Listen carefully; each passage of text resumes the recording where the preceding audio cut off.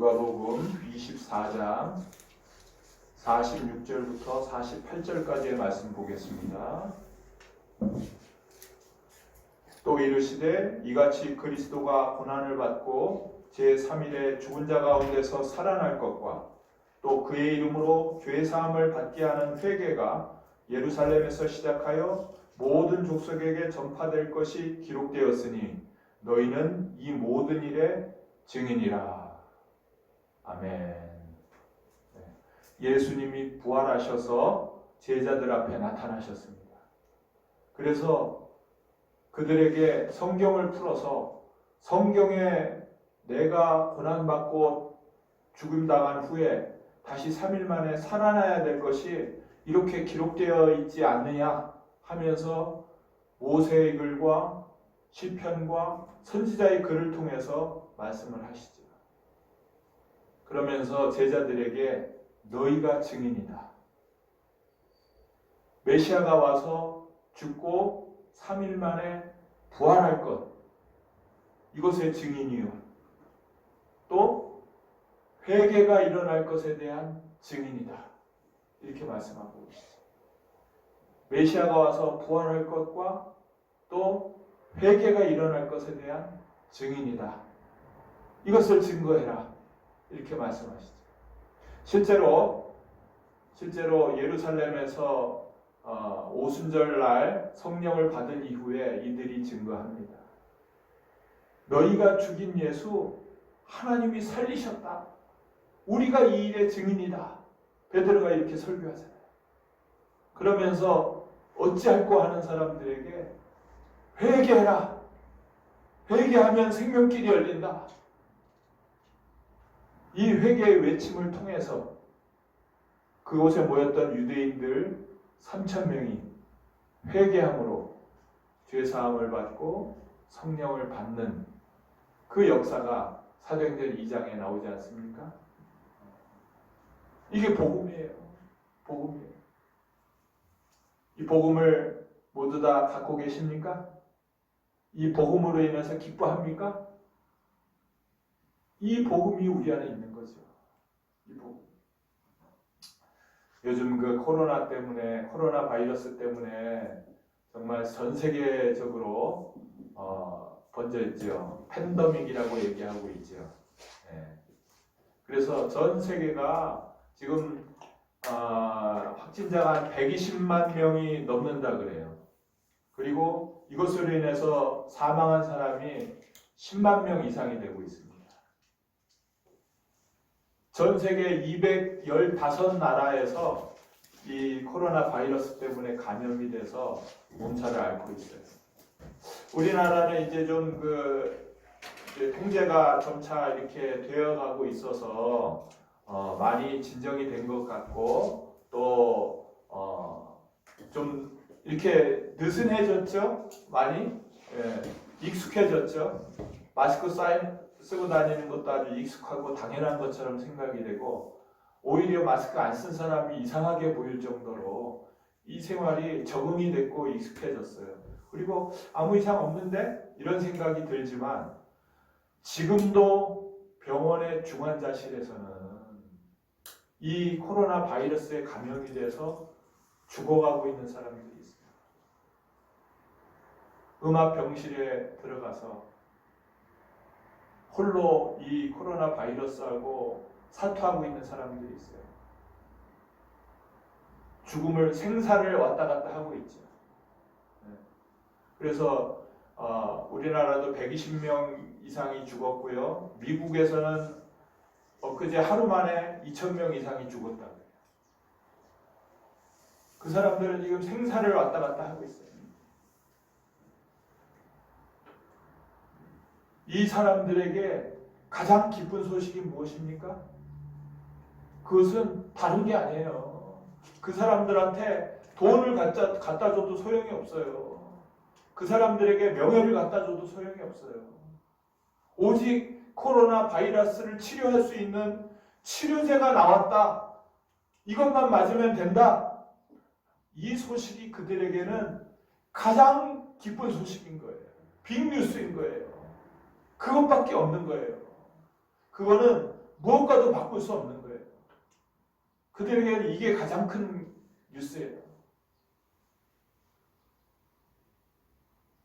정말 가족과 격리돼가지고 떨어져서 공포에 떨고 있는 사람들, 우리 부모님이, 내 자식이, 내 남편이나 아내가 언제 죽을지 모르는 그런 상황 가운데 놓여 있는 사람들에게 다른 뭐가 필요하겠습니까? 여기서 완치될 수 있는 치료제, 그것이 가장 큰 뉴스예요. 그것만 소망하고 있는 거예요. 그것만 소망하고 있는 거예요. 지금 아마 그런 치료제가 나왔다 이런 소식이 들리면 이것만 맞으면 된다, 이걸 모르고 있었네, 이거 먹으면 되고 이거 맞으면 돼 라고 하면 전 세계 완전히 빅뉴스인 거예요. 다 이 코로나 바이러스로부터 딱 해방인 거예요. 해방. 그렇죠? 그런데 아직까지는 완전한 이 치료제가 나오지 않았어요. 미국에서 무슨 이제 임상실험하고 있다는 게 그래요. 렘데시비르 이런 게 임상실험하고 있다는데 그것도 완전치는 않아요. 아직까지는. 그것도 시간도 많이 걸리고 그것도 어떤 사람에게 맞고 어떤 사람에게 틀리고, 모든 사람이 이것만 먹으면 되는 그 치료제가 나온다면 이것보다 기쁜 소식이 어디 있겠습니까? 언제까지 갈지 모르는 이 상황에서 마스크 다 벗을 수 있고, 병 걸려도 언제든지 치료할 수 있고, 또 걸리지 않도록 미리 예방이 딱 돼버리면 여기서부터 해방인 거예요. 해방.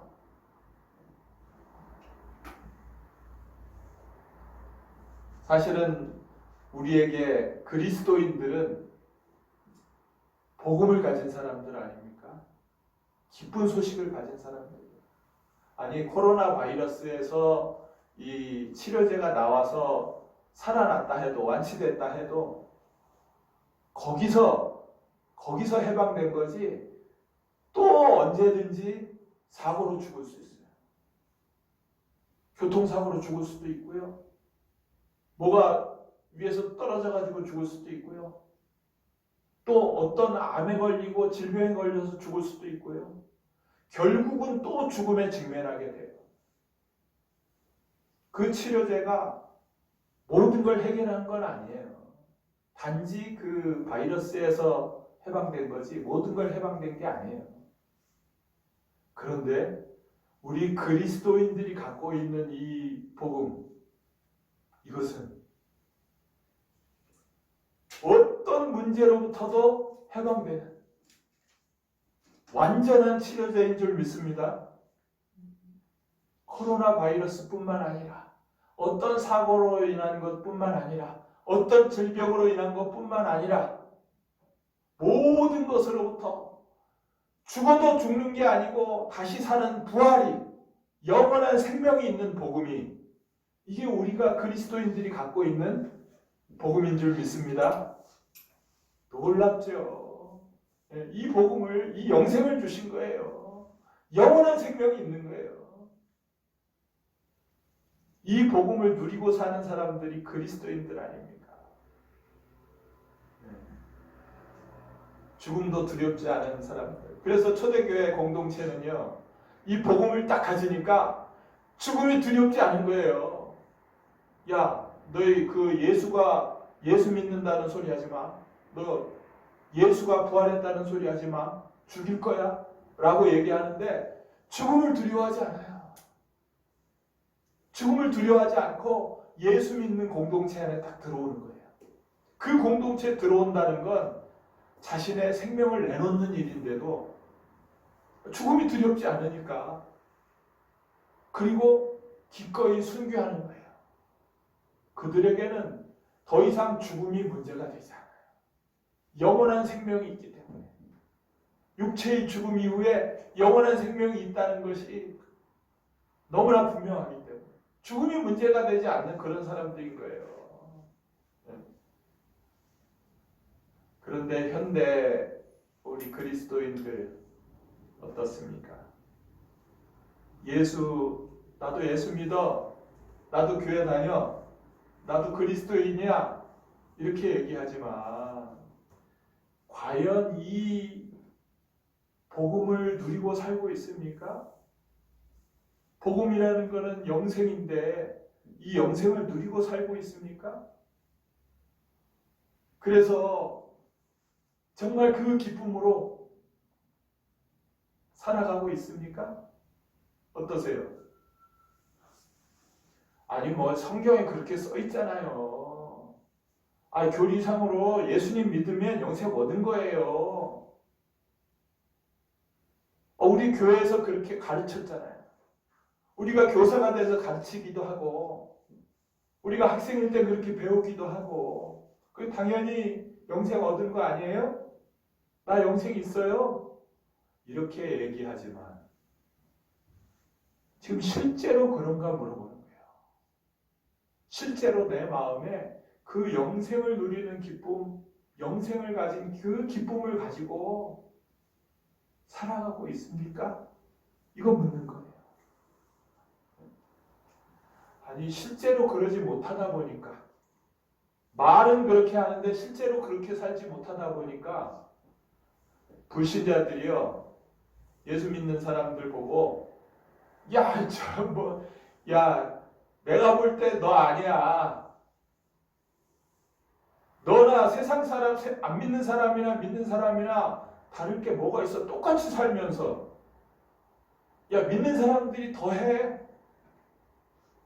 더 세상 욕심내고 더 탐욕적이고 내가 믿는다고 하는 사람들 여러 봤는데 그게 아니야. 불신자들이 그런다니까요. 왜? 실제로 믿는 사람들이 복음을 누리고 영생 누리는 그게 보여지지가 않으니까 그래요.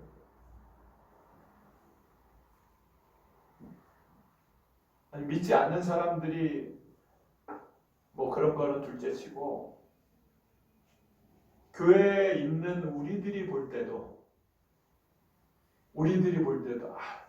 저 사람은 좀 너무 열심히 믿는다고 하는데 삶은 아닌데 저런 사람은 좀 이렇게 열심히 잘 믿는다는 소리 안 했으면 좋겠어.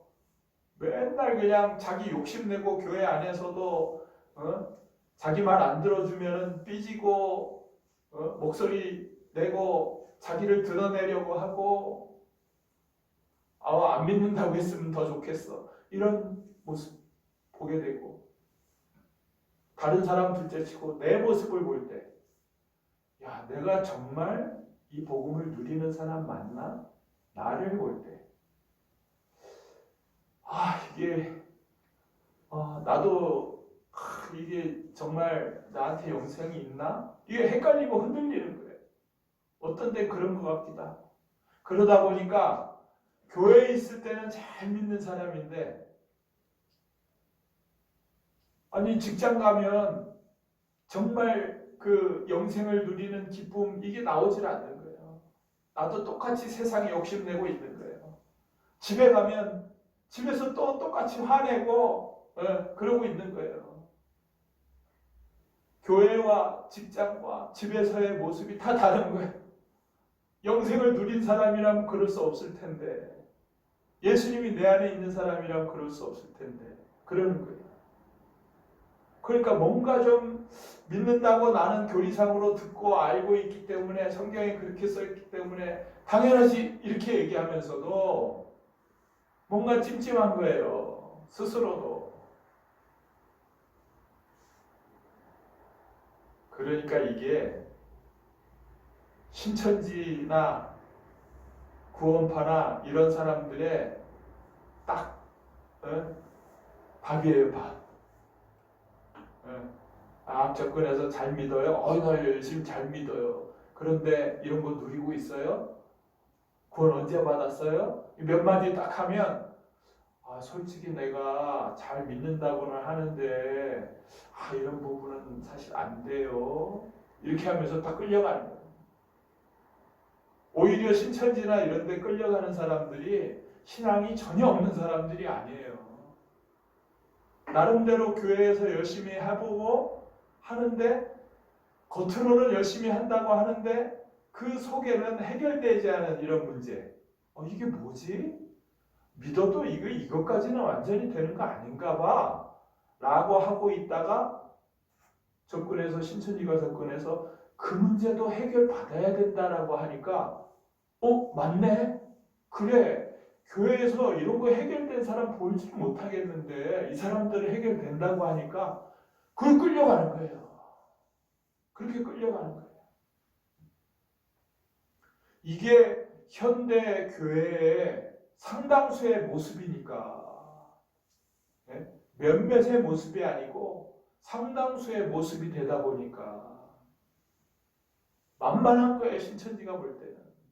그러니까 얼마 전에 신천지에서요 10만 명을 한꺼번에 수료식을 했다. 그 사진에 쫙 나오잖아요. 엄청난 체육관에 다 모아놓고 수료식하는 장면을 대대적으로 선전했어요. 이제 코로나 사태 나기 전에, 바로 얼마 전에 그 사람들이 다 나름대로 교회에서 성당에서 믿음 있다고 열심히 하던 사람들이 다 끌려간 거예요. 이게 지금 현대 교회의 모습인 거예요.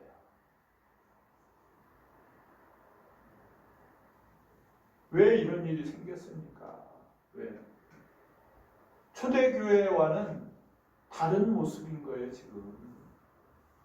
그래서 정말 우리가 이 문제가 나 자신으로부터 해결되고 우리 교회가 해결되지 않으면 한국교회에 미래가 없는 거예요. 이 부분이 해결되지 않으면 정말 그리스도인으로서의 삶이 아닌 거예요. 왜 이런가? 왜 이런가? 그래서 오늘은 이 부분을 예수님이 부활하셨고 부활하셔서 제자들에게 보이시고 나서 하신 이 말씀을 가지고 이 말씀을 중심으로 얘기를 나누고자 합니다. 예수님이 부활하시고 나서 제자들에게 하신 말씀이 뭐예요? 내가 죽었다가 3일 만에 살아난 것, 너희는 이것의 증인이 되라. 그리고 예루살렘에서부터 시작되는 이 회개의 증인이 되라. 회개를 증거해라. 이 얘기를 하시는 거예요.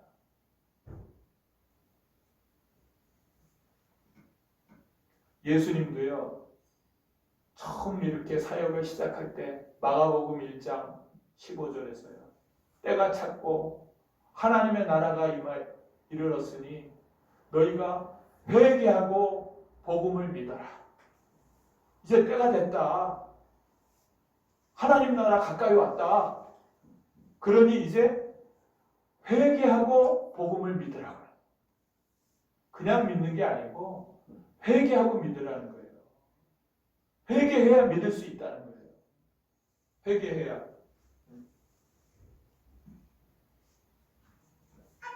하나님이 부어주고 싶으신 것은 성령을 부어주고 싶으신 거예요. 하나님의 영을 부어주고 싶으신 거예요. 회개하지 않으면 부어줄 수 없는 거예요. 여기 보세요.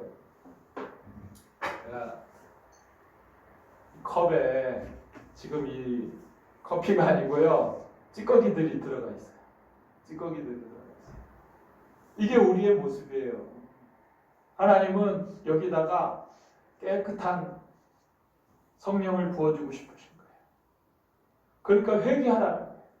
이거 비워라. 너 안에 가득 찬 이 지저분한 거 다 비워라. 그러면 거룩한 하나님의 영을 부어주겠다.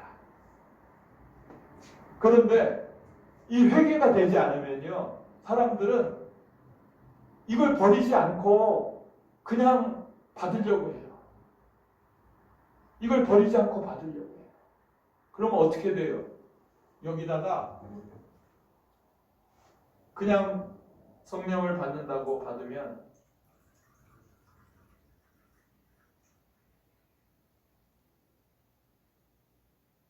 이게 뭐예요? 이게? 네? 비우지 않고 받을 수도 없고요. 받아도 쓸 수가 없어요. 마실 수가 없어요. 이 물을 어떻게 마셔요? 이 찌꺼기 가득한 물을 어떻게 마셔요? 지금 우리의 상태가 이렇다는 거예요. 회개하지 않으면 성령을 받을 수가 없는 거예요.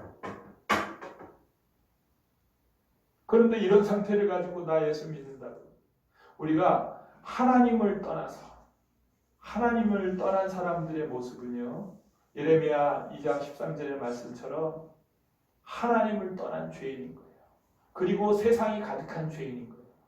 그래야 우리의 몸은요, 우리 안에는 내가 주인이고 세상이 주인인 상태예요. 내 안에 나와 세상이 가득 찼어요. 이게 지금 우리의 모습이에요. 내가 가득 찼어요. 내가 주인이에요. 세상으로 가득 찼어요. 근데 이게 죄인지도 몰라. 죄인지도 몰라. 당연히 이렇게 사는 거 아니야? 내가 주인이지 그럼 내 생각하는 대로 옳은 대로 사는 거지. 이게 왜 죄야? 나를 위해서 사는 거지. 세상에서 잘 되려고 사는 거지. 이게 죄인지도 모르고 살아가는 거야. 그런데 하나님은 예수님을 보내셨어요. 이 문제 우리가 해결할 수 없으니까 예수님을 보내서 십자가에서 죽고, 아니 자신이 메시아라고 하면서 하나님이 날 보냈다고 그렇게 말하던 사람이 왜 죽어? 저거 가짜구만. 죽어버렸어요. 죽고 끝났어요. 그런데 그것이 죽고 끝난 것이 아니라 3일 만에 부활하셨을 때, 예수님이 부활하셨을 때, 이게 무슨 일이에요, 이게? 이 부활이라는 건 이 세상에서는 없던 일이잖아요. 이게 있을 수 있는 일이 아니잖아요. 이전에도 없었고 앞으로도 없을 일. 죽은 지 3일 만에 죽은 자 가운데서 살아나셔서 제자들한테 보이신 이 일을 통해서 예수님이 누군지 보여주신 거예요. 오늘 말씀대로 내가 이 땅에 와서 죽었다가 3일 만에 살아날 것이 모세의 율법과 선지자의 글과 시편에 기록되어 있던 일 아니냐. 내가 오리라고 했던 메시아다. 이 말씀을 하실 때 제자들이 이제 알아본 거예요. 이분이 구약 성경을 통해서 예언된 오시리라고 말씀하신 그 하나님이구나. 이사야서 9장 6절에 한 아기가 우리에게 낳고 한 아들을 우리에게 주신 바 되었는데 그는 기묘자라 모사라 전능하신 하나님이라 영존하시는 아버지라. 이분이 하나님께서 약속하신 그 메시아구나. 그걸 알아보게 되고, 이분이 왜 죽었지? 그때서야 이분의 죽음은 죄인인 나를 위해서 죽으신 그 죽음인 걸 알아보는 거예요.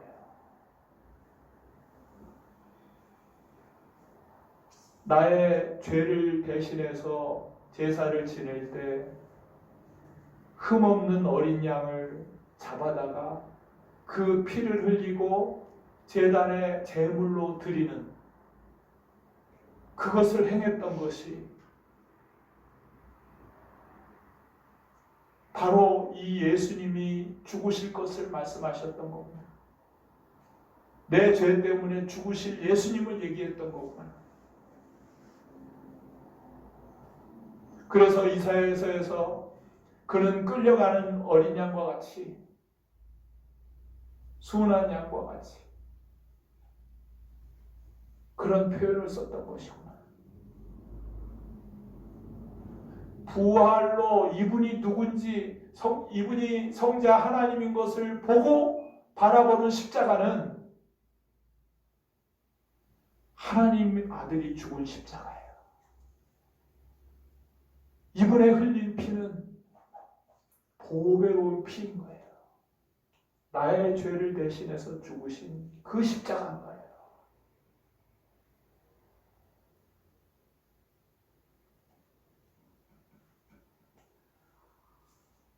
사도행전 2장에 이 유대인들이 놀란 이유가 뭔지 압니까? 이분이 죽었다 부활하셨다. 너희가 죽인 예수 하나님이 살리셨다. 다윗이 예언한 대로 죽은 자 가운데서 살아난 분, 그분이 하나님이 보내신 메시아다. 우리가 이 일의 증인이다 얘기를 들을 때 이들이요 깜짝 놀란 거예요. 왜? 아니 지금 우리가 치료제가 없어서 죽어가는 그런 그 코로나 바이러스 중환자실에 있는 사람들에게 백신을 가지고 온 사람, 치료제를 가지고 온 사람, 치료제 주려고, 치료제가 뭔지 알려주려고 그 소식을 전해주러 온 사람을 찔러 죽인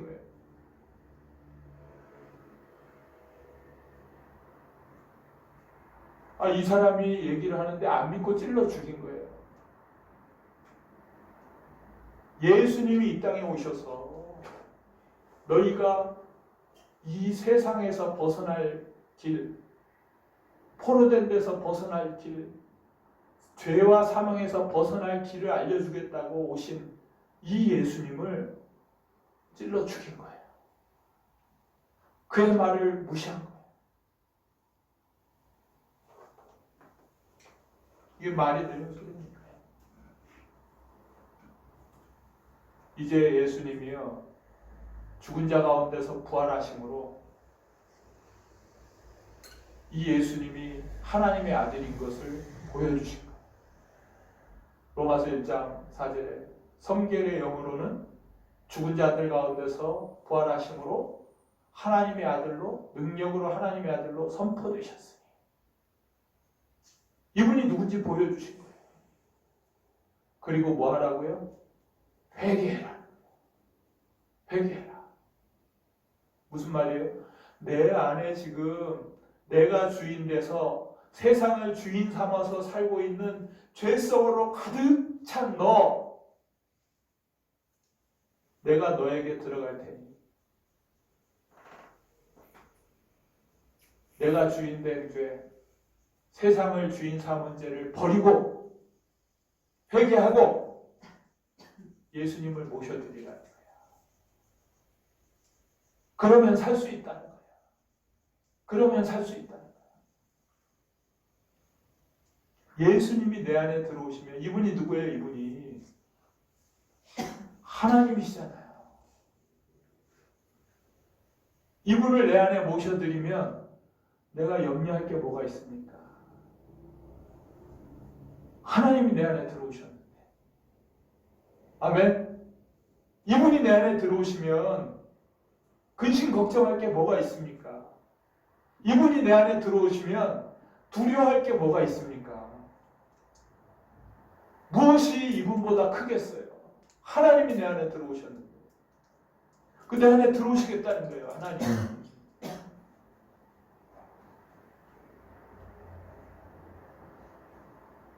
그런데 사람들은요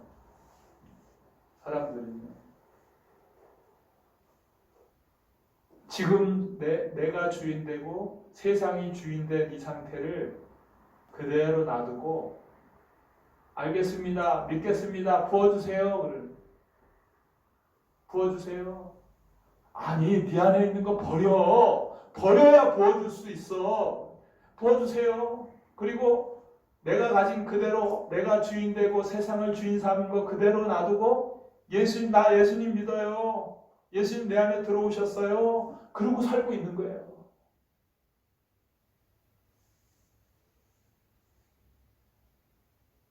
그러니 그 안에 어떤 기쁨이 있겠어요? 어떤 누림이 있겠어요? 정말 그런 사람에게 하나님이 함께 하시며 모든 걸 부어주시겠습니까?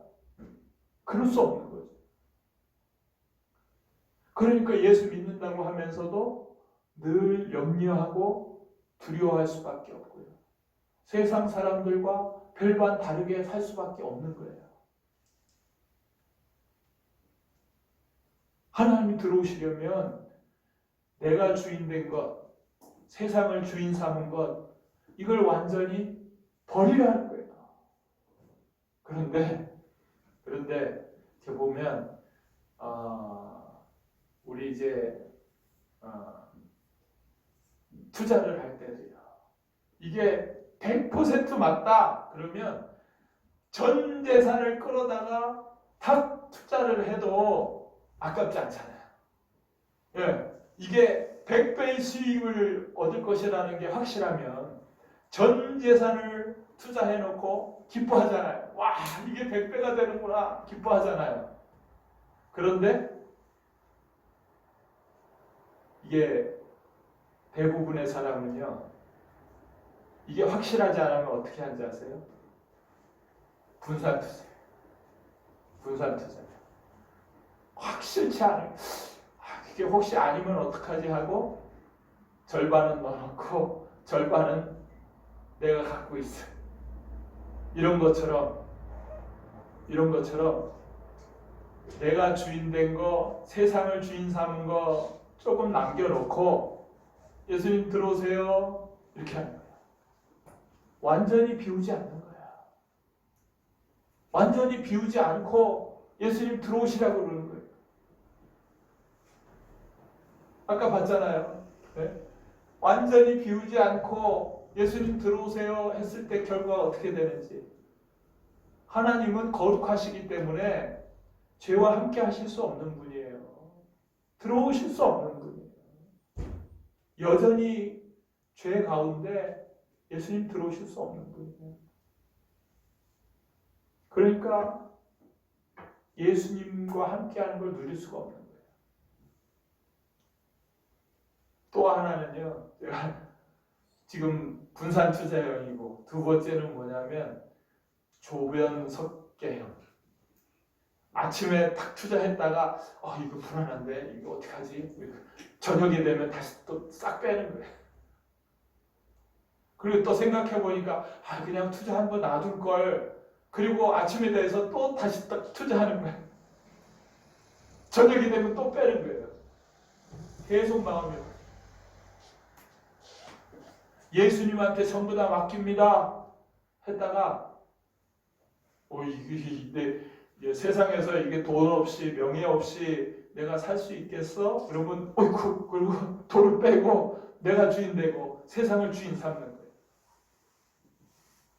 많은 사람들이 이렇게 분산 투자형, 조변 석계형으로 예수님을 모신다고 하는 거예요.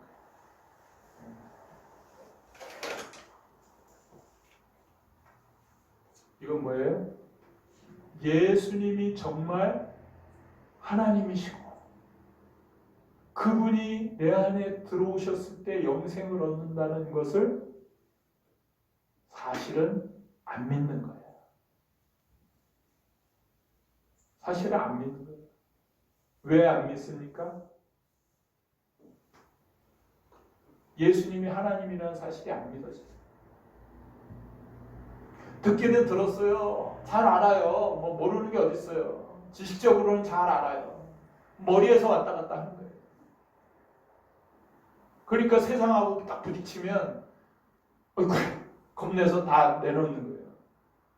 슬그머니 빼는 거예요. 이런 상태가 됐다.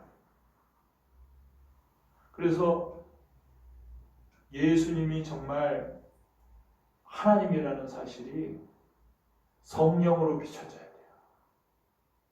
성령으로 비춰져야 돼요. 사도행전 2장에 유대인들처럼 정말 어찌할꼬 이분이 누군지가 딱 비춰졌을 때 어찌할꼬 하는 그 회개가 있어야 되는 거예요. 다 내려놓겠습니다. 다. 내가 지금 하나님 앞에 서 있으면서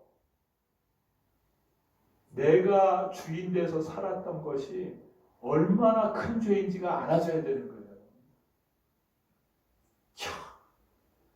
나는 이게 죄인 줄 몰랐는데, 그렇잖아요. 내가 주인 되고 세상하고 더불어 사는 이게 왜 죄라고 생각했겠어요. 그런데 살아계신 하나님 앞에 딱 서보니까, 부활의 주 앞에 딱 서보니까, 야, 이게 내가 주인 노릇하고 엄연히 주인이신 하나님이 계신데 내가 주인 노릇하고 세상을 주인 삼고 이게 너무나 엄청난 죄였구나. 그걸 그때 가서 아는 거예요. 그때 가서. 이 죄가요, 나는 별거 아닌지 뭐 이러고 생각했는데 이 죄를 해결하기 위해서 성자 하나님이 오셔서 죽으셔야만 할 정도로 이게 엄청난 죄인 거예요. 이분이 와서, 하나님이 와서 죽어야 될 정도로 이게 엄청난 죄인 거예요. 그런 죄를 짓고 있던 죄인인 거예요, 내가. 그렇게 해서 해결하려고 오신 예수님인데, 예수님은요, 모든 걸 주신 거예요. 전부를 주신 거예요. 나를 위해서 전부를 주셨는데, 나는 제가 좋아하는 거 이거 조금 남겨놓고요, 나머지 다 드릴게요. 이러고 있는 거예요. 이게 마치 아나니아와 삽비라 같은 모습 아닙니까? 제 전부 다 드릴게요 하면서 내가 정말로 좋아하는 거, 남겨놓고 싶은 거, 세상의 미련은 남겨놓고 있는 거예요. 어떤 사람은 돈이나 명예일 수도 있고요. 어떤 사람한테는 게임일 수도 있고요. 어떤 사람한테는 아이돌일 수도 있고요. 그거는 버리지 못하고 남겨놓는 거예요. 전부 다 드립니다 하면서 전부가 아닌 거예요. 남겨놓고 있는 거예요.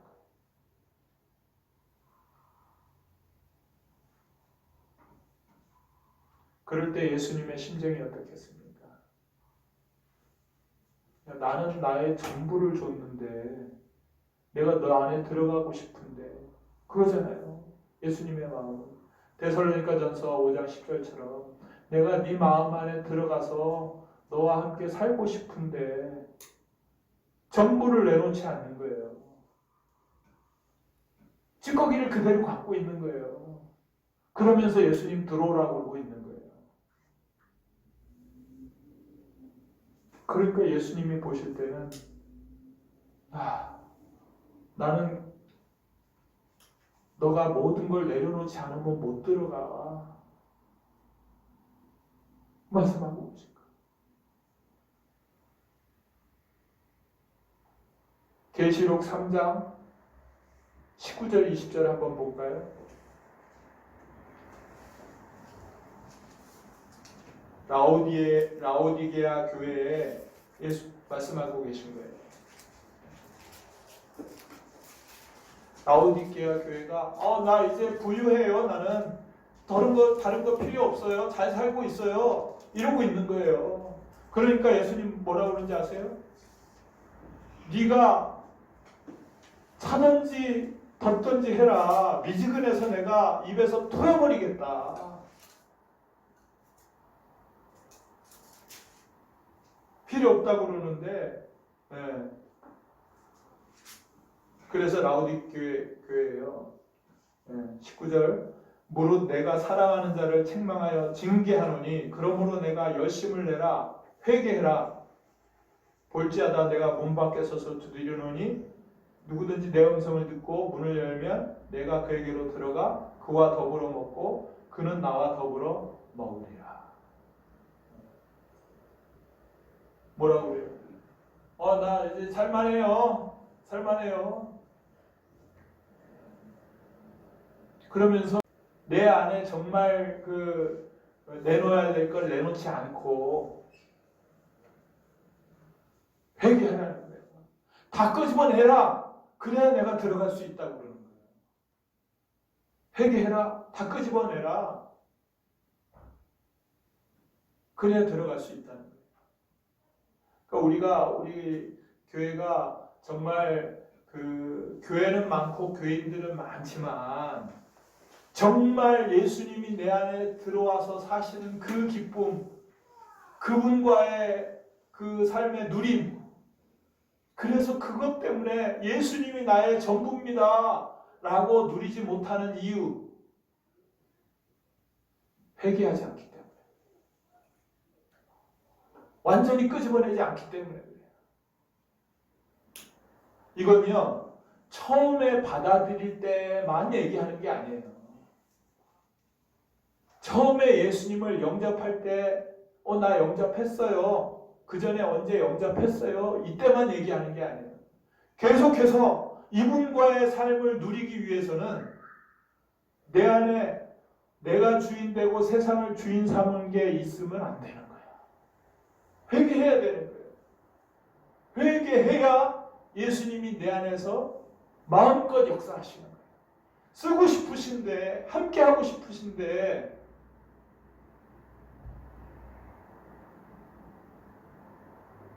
차든지 더욱든지 해라. 너 뭐냐 지금. 그러면서도 나 예수님 영접했어요. 내 안에 계세요. 나 영생 얻었어요. 이러고 있는 것이 구원파적인 신앙 아니냐는 거예요.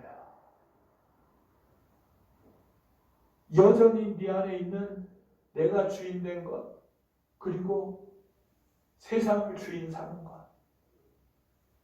이게 회개가 될 때, 완전히 버려질 때, 곁에 놔뒀다가 필요할 때 언제든지 쓰는 거 말고 완전히 버려져야 되는 거예요. 이걸 옆에다가 놔두면요, 이걸 옆에다 놔두면 마치 예수님으로 살아가는 것 같다가 언제든지 내가 두려울 때 이걸 탁 끌어서 쓰는 거야. 또 내가 화낼 때 분이 확 올라와가지고 본래 모습이 예전 모습이 탁 나타나는 거예요. 그러려고 항상 대기하고 있는 거예요. 이게 완전히 죽어야 돼요. 완전히 죽어야 돼요.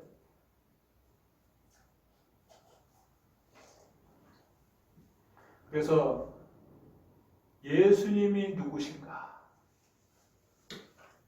이분이 정말 하나님이구나.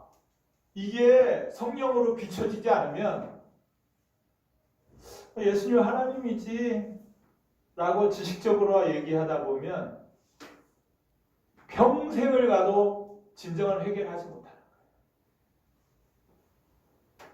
거예요. 나 회개했어. 예수님 믿었어. 이러고 얘기하지만 실제로는 하나님이 원하시는 그 회개를 평생을 가도 못하는 거예요.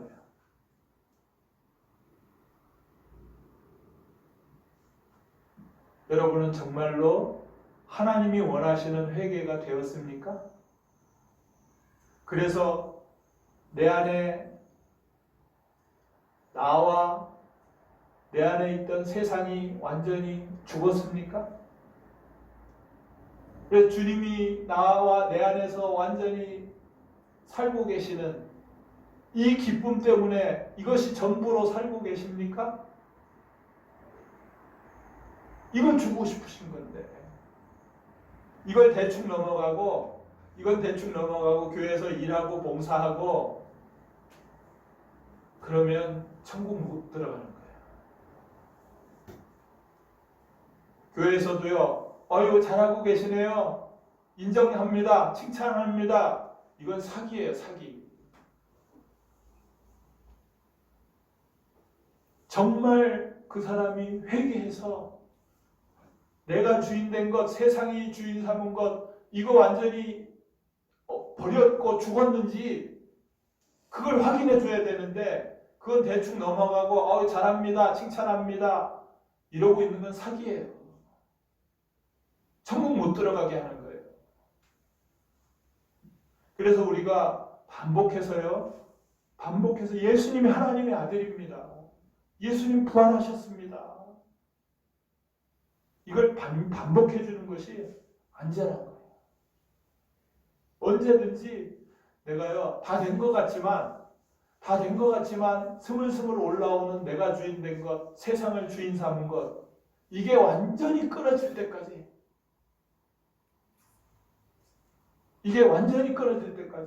예수님이 누구신가 새겨줘야 되는 거예요. 여기에 초점을 맞춰줘야 되는 거예요. 어떤 사람은요, 암 환자는 2주 만에 그것이 해결된 사람이 있어요. 나와 세상이 끝나고 예수님만 보이는. 어떤 사람은요, 장로님인데 80세가 넘어서 이제서야 예수님 잘 믿는다고 했다가 이제서야 눈물 흘리며 회개하는 사람이 있어요. 그동안 내가 예수님 내 안에 정말로 모시지 않았었던 것, 이걸 회개한다고.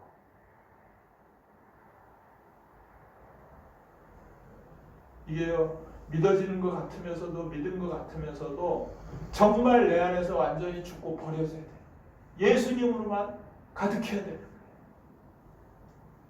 이게 성령 충만인 거예요.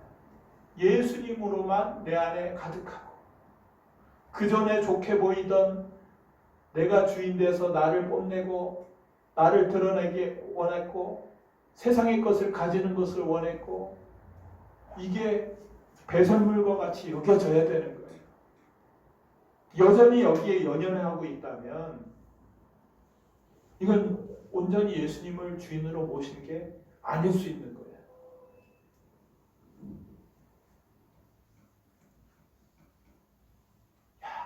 스스로도요, 내가 알아야 돼.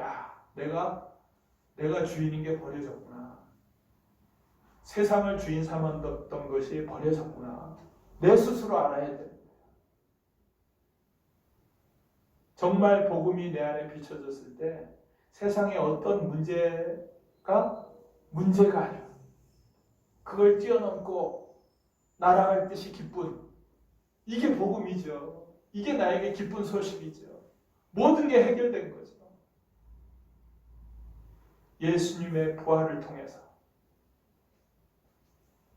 예수님이 누구신지 알아버려. 예수님이 성자 하나님이구나. 이것이 알아짐을 통해서 그 앞에서 감히 내가 주인 된 죄, 세상을 주인 삼았던 것이 영접할 때는 물론이고 그 이후에 언제든지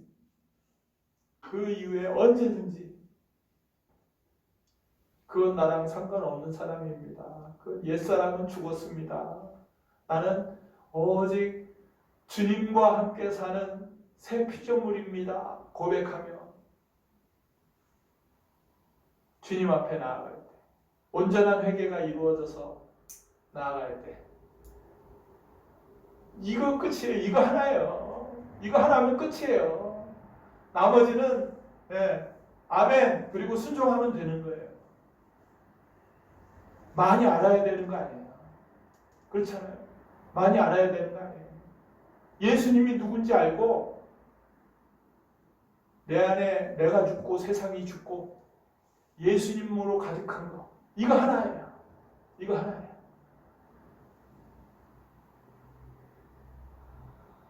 이것 때문에 예수님 오셨습니다. 이것 때문에 예수님 죽고 부활하셨습니다. 회개하는 자에게 하나님의 영으로 내 안에 들어오십니다. 오늘 부활을 맞은 오늘 예수님의 부활이 우리에게 온전한 회개를 이루고 이분이 내 안에 들어오셔서 이것으로 끝난 사람, 이것으로 인생의 모든 문제가 끝난 사람, 이것으로 주님과의 교제가 누려지며 천국을 살아가는 사람, 이것이 될 때에 신천지가 와서 얘기를 해도 난 이미 끝난 사람이야. 찝찝한 부분이 없고 온전히 예수님이 나와 함께 사는 사람으로 이 한국교회가 이 회개의 외침과 함께 다시 살아나기를 축원합니다. 기도하겠습니다. 할렐루야. 아버지 하나님, 정말 이 세상에 가장 기쁘고 좋은 소식, 복음을 전하기 위해서 예수님이 오셨고 죽은 자 가운데서 3일 만에 살아나셨으며 예수님이 성자